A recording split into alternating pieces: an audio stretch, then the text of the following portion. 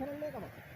Kana qabaachuun isaa gaafni sawweenatti agartee hojiin beelaan dhibee roobni tiifuun takka dhabamnaan asii qabu kana warra caalaa laaneef agartanii gara tokko dhooggatee akkatti imimmaan boochisa nama tokko immoo akkatti itti kennee irraa dabarsee dhakaa rooba sin agartan yaa rabbi biyya bishaan nagaa nutti roobe yaa rabbi biyya qabneellee ga'i.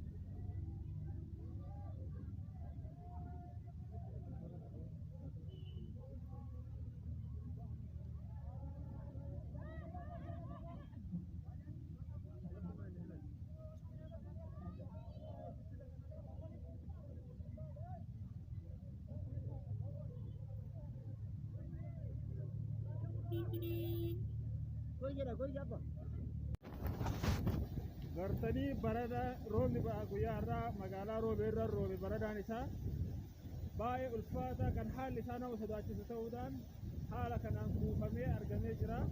Kanaafuu bakka jirtanitti namni keenya martuu badiirra jirtanirraa deebi'aati toobaa gara rabbii keenya haa deebinu, rabbii keenya haa kadhannu.